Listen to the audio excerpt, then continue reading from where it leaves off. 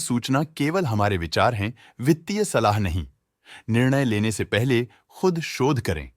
किसी भी लाभ या हानि के लिए हम उत्तरदायी नहीं हैं।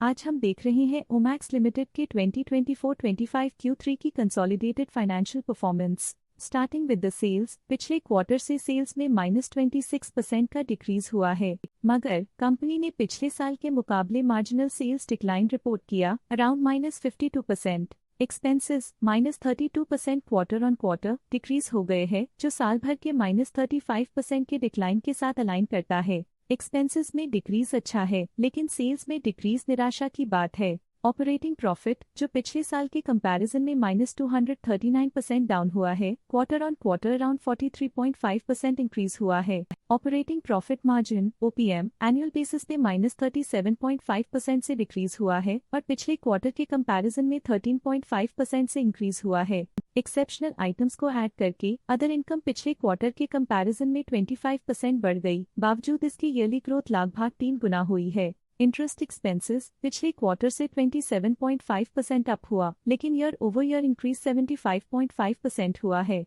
डिप्रिशिएशन कॉस्ट्स में 40% का क्लाइम देखने को मिला और ईयरली बेसिस पे -28.5% का डिक्रीज देखा गया। Profit before tax annually -123.5% decrease हुआ, लेकिन प्रीसीडिंग क्वार्टर से 31.5% बढ़ा है। इस साल कंपनी ने -12% टैक्स पे किया और क्वार्टरली कंपनी ने -18% टैक्स पे किया है। नेट प्रॉफिट ने ईयर ऑन ईयर -109.5% का डिक्लाइन दिखाया, लेकिन लास्ट क्वार्टर से 37% का इंक्रीज हुआ है। इस क्वार्टर में कंपनी का परफॉर्मेंस काफी अच्छा रहा। वहीं अगर एनुअल एनालिसिस की बात करें तो साल के दौरान कंपनी का परफॉर्मेंस अच्छा नहीं रहा। नेगेटिव नेट प्रॉफिट का मतलब है कि कंपनी प्रॉफिट के कंपैरिजन में नुकसान उठा रही है। अर्निंग्स पर शेयर (EPS) में ईयरली -125% का डिक्रीज देखा गया, लेकिन क्वार्टरली में 37% की बढ़ोतरी भी नजर आई। इस क्वार्टर में कंपनी का EPS काफी अच्छा रहा। ओमैक्स लिमिटेड के फाइनेंशियल स्नैपशॉट को रिव्यू करते हुए कुछ मुख्य ट्रेंड्स सामने आए हैं जो कंपनी की परफॉर्मेंस पे रोशनी डालते हैं। दिसंबर 2021 से दिसंबर 2024 तक ओमैक्स लिमिटेड की फाइनेंशियल जर्नी में सबसे पहले बात करते हैं सेल्स की। इस साल सेल्स में 13.5% की वृद्धि हुई है और पिछले 4 सालों में लगभग 1.5 गुना की वृद्धि हुई है, जो एक निरंतर अपवर्ड ट्रेंड को दर्शाता है। पिछले 3 साल से सेल्स लगातार बढ़ती जा रही है, जो मार्केट एक्सपेंशन और कंज्यूमर डिमांड में वृद्धि को दर्शाता है। अब बात करते हैं एक्सपेंसेस की। इस साल एक्सपेंसेस 42% बढ़े हैं और 4 सालों में लगभग 2.5 गुना का इजाफा हुआ है। इस साल हालांकि एक्सपेंसेस सेल्स से थोड़ा ज्यादा बढ़े हैं, मगर ग्रोथ रेट्स का करीब होना स्टेडी ऑपरेशनल कॉस्ट को दर्शाता है। चैलेंजेस से गुजरते हुए ऑपरेटिंग प्रॉफिट ने इस साल -168% की डाउनटर्न देखी, जो एक ट्रेंड को कंटिन्यू करता है, पिछले 4 सालों में -822% की डिक्लाइन के साथ।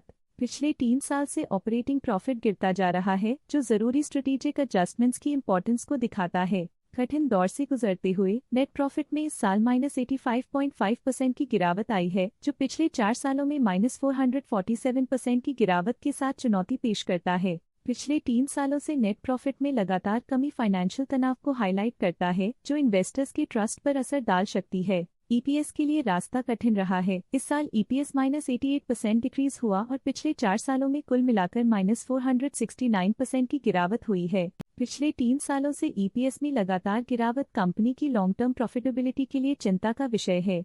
चलिए अब बात करते हैं शेयर होल्डिंग पैटर्न की। ओमैक्स की शेयर होल्डिंग रिपोर्ट्स कुछ इस प्रकार की हैं, जो दिसंबर 2024 के 31 तक चलता है। ये रिपोर्ट कंपनी के शेयर्स की डिटेल्ड जानकारी देता है, जिसमें promoters, promoter groups, foreign investors, public investors और सरकारी एंटिटीज शामिल हैं। पब्लिक हेल्थ शेयर्स का परसेंटेज 2024 के सितंबर में 16.3% से 2024 के दिसंबर में 16.3% तक डिक्रीज हो गया। इस डिक्रीज से साफ है कि इस टाइम पीरियड में कंपनी में पब्लिक का हिस्सा डिक्रीज हुआ है। जब कंपनी के शेयर्स का अधिकतम हिस्सा प्रमोटर्स, FII, DII या गवर्नमेंट के पास होता है, तब ये माना जाता है कि कंपनी मजबूत हाथों में है, जो स्थिरता और मजबूत समर्थन को दर्शाता है और इस मार्केट की स्थिरता बनी रहती है। FII, फॉरेन इंस्टीट्यूशनल इन्वेस्टर्स, ने अपना शेयर होल्डिंग सितंबर 2024 में 7.19% से दिसंबर 2024 में 7.27% तक इंक्रीज किया। ये बताता है कि फॉरेन इंस्टीट्यूशंस ने कंपनी में अपना इंटरेस्ट 0.08% तक इंक्रीज किया है।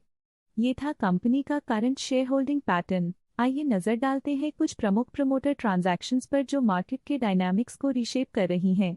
24 दिसंबर 2024 को सुनील गोयलहोफ ने 13,500 शेयर्स की बिक्री की 110.76 रुपीस पर यूनिट के हिसाब से, जिसका टोटल था 15 लाख। 24 दिसंबर 2024 को सुषमा गोयल ने 13,500 शेयर्स खरीद लिए 110.76 रुपीस पर यूनिट के हिसाब से, जिसका टोटल था 15 लाख। तो ये थी इस क्वार्टर की कुछ सर्वाधिक चर्चित प्रमोटर डील्स जो दिखाती है बाजार के नए रुझान।